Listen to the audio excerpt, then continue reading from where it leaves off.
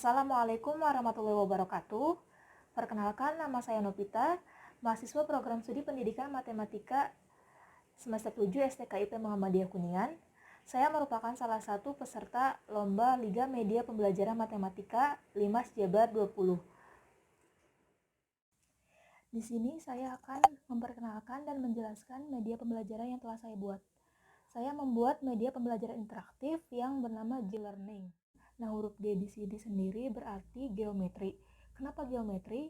Karena pada media ini saya mengambil materi bangun datar sederhana, yang mana bangun datar sederhana tersebut merupakan salah satu objek dari geometri. Nah, sasarannya sendiri untuk siswa sekolah dasar, khususnya yang sedang mempelajari materi bangun datar, yaitu kelas 4 SD, dengan tujuan untuk mempermudah siswa dalam kegiatan pembelajaran. Selanjutnya untuk memberikan alternatif metode pembelajaran khususnya pada kondisi pandemik seperti ini yang mengharuskan siswa dan guru melakukan kegiatan belajar dan mengajar secara daring atau online. Media ini saya buat menggunakan aplikasi PowerPoint dengan output atau hasil berformat PPSX atau dalam bentuk penayangan slideshow. Selanjutnya saya akan menjelaskan penggunaan dari G-Learning ini sendiri. Baik, di sini saya akan menjelaskan penggunaan dari media interaktif yang sudah saya buat ya. Nah, nama media pembelajaran saya kan namanya G-Learning. Nah, ini kan tadi sudah saya jelaskan bentuknya itu PPSX. Jadi di sini kita tidak perlu membuka PowerPoint terlebih dahulu lalu klik slideshow. Jadi kita hanya perlu double klik aja langsung. Nah, nanti akan langsung muncul tampilan dari slideshow ini. Begitu, sebentar saya tunggu ya.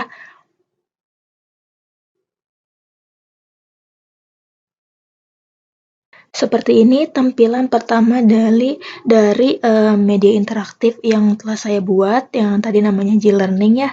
Nah, di sini ada judul media pembelajaran interaktif, lalu untuk kelas 4 SD dan materinya bangun datar sederhana disusun oleh siapa, seperti itu. Nah, ketika biasanya kan pada PowerPoint kalau misalnya pakai hyperlink atau pakai trigger itu kadang kita ngeklik di daerah manapun masih bisa ke slide selanjutnya, tapi karena ini settingannya sudah saya atur, jadi kita hanya bisa mengklik pada button-button yang telah ditentukan. Seperti ini misalnya pas menunjukkan ke sini masih berbentuk tanda panah, tapi ketika diarahkan ke tombol ini mulai, nah dia sudah berubah menjadi seperti tangan seperti itu. Nah, ini bisa diklik. Baik, kita mulai saja langsung. Nah, untuk di sini ada menu. Menu ini di dalamnya terdapat petunjuk, materi, contoh, dan kuis. Untuk itu langsung saja kita ke pertama petunjuk. Nah, petunjuk di sini berisi dari penjelasan kegunaan-kegunaan bottom yang ada di slideshow ini, seperti bottom mulai untuk memulai slideshow, terus yang silang untuk mengakhiri slideshow, terus yang ke tanda panah ke kanan untuk menuju ke halaman selanjutnya, lalu tanda panah ke kiri untuk menuju ke halaman sebelumnya, untuk bottom materi untuk kembali ke menu materi, dan untuk bottom yang berbentuk rumah ini atau kita sering sebut home untuk kembali ke menu awal. Nah, petunjuk sudah kita buka, selanjutnya kembali ke menu awal.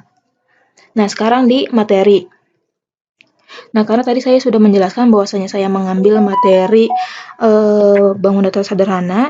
Nah, di sini bangun datar sederhana yang saya gunakan atau yang saya ambil hanya 3. Yang pertama persegi panjang, yang kedua persegi, dan yang ketiga segitiga.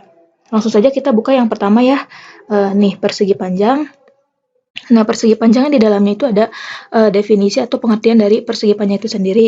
Lalu di halaman selanjutnya kita klik tanda panah yang ke kanan ini. Nah, di dalamnya ada sifat persegi panjang. Seperti itu. Langsung balik lagi ke materi. Nah, di persegi pun sama seperti itu. Yang pertama ada definisi atau pengertian, dan selanjutnya ada sifat dari bangun datar ya, yang dimaksud. Selanjutnya segitiga. Di sini segitiga saya menjelaskan 3 segitiga. Yang pertama segitiga sama sisi sama saja ada definisi dan sifatnya. Lalu yang kedua segitiga sama kaki dan yang terakhir segitiga sembarang. Seperti itu. Kembali ke materi.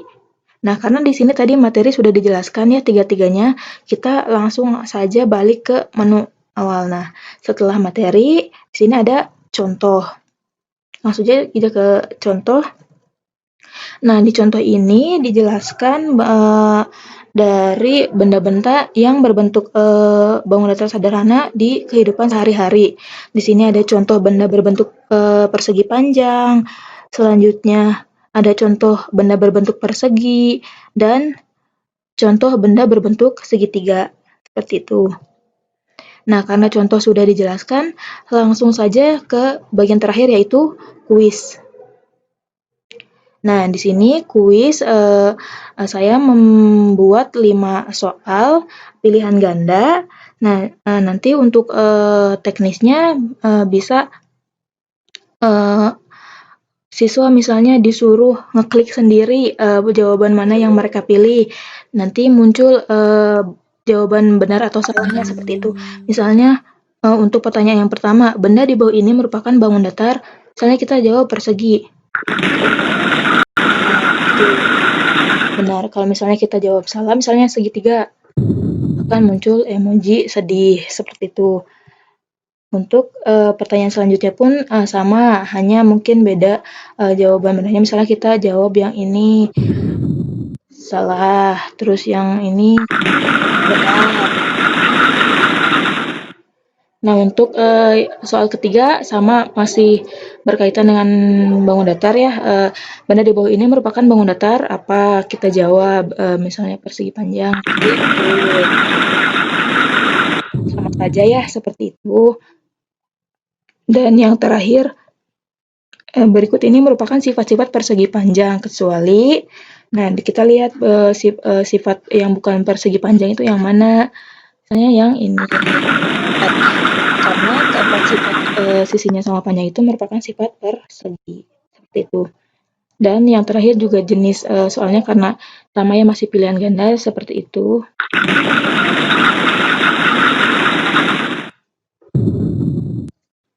Nah, kurang lebih seperti itu penggunaan dari media interaktif yang telah saya buat. Untuk kedepannya misalnya materinya mau lebih banyak atau contoh soalnya juga mau lebih banyak, misalnya ada 10 atau sesuai yang dibutuhkan, ini bisa dikembangkan lagi seperti itu. Bisa dirubah atau diperbanyak seperti itu. Nah, untuk itu kita kan karena sudah selesai semuanya, kita langsung close saja dengan mengklik tanda bottom yang silang ini. Klik. Nah, seperti itu. Kelebihan dari media G-Learning ini sendiri, yang pertama, penggunaannya atau tampilannya menarik karena ada permainan warna, tulisan atau teks, dan animasi, baik animasi teks maupun animasi gambar. Yang kedua, dapat merangsang siswa untuk mengetahui lebih jauh terkait bahan ajar yang tersaji. Yang ketiga, pesan dan informasi secara visual lebih mudah dipahami oleh siswa serta dapat mengurangi sifat verbalistis. Yang kelima, dapat disimpan dalam bentuk data optik atau magnetik, misalnya CD, disket, atau flash disk sehingga dapat dibawa kemana-mana. Yang keempat, dapat diperbanyak serta dapat digunakan berulang-ulang. Yang keenam, penggunaannya sangat aplikatif. Misalnya bisa karena ini bentuknya slideshow gitu. Misalnya kan sekarang ini sudah ada beberapa sekolah yang menggunakan atau menerapkan kunjungan belajar atau home visit. Nah, pada home visit bisa barangkali gurunya membawa laptop dan menayangkan slideshow media interaktif tadi atau G-Learning itu kepada anak-anak, dan pada saat latihan atau kuis nanti guru membiarkan siswa untuk memilih sendiri jawaban yang mereka anggap benar, seperti itu. Selanjutnya bisa juga kalau misalnya kegiatan pembelajaran dilakukan secara daring atau online dari rumah, nanti guru merekod atau merekam aktivitasnya saat menggunakan media G-Learning ini, lalu dikirimkan videonya kepada siswa. Seperti itu juga bisa.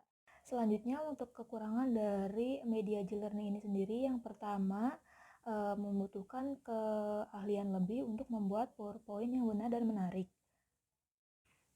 Yang kedua, dibutuhkan kesabaran dan tahap demi tahap untuk menyusun dan membuat PowerPoint ini sehingga membutuhkan waktu yang tidak sedikit.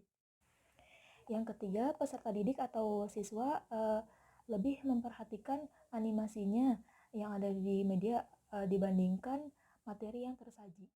Mungkin itu saja pengenalan dan penjelasan dari media pembelajaran yang telah saya buat tadi, G-Learning. Semoga media ini bisa bermanfaat bagi kita, dan untuk kekurangan-kekurangan yang tadi telah disebutkan, semoga kedepannya bisa diperbaiki lagi karena media ini masih sangat bisa untuk dikembangkan seperti itu. Ditutup saja. Billahi taufiq wal hidayah. Wassalamualaikum warahmatullahi wabarakatuh.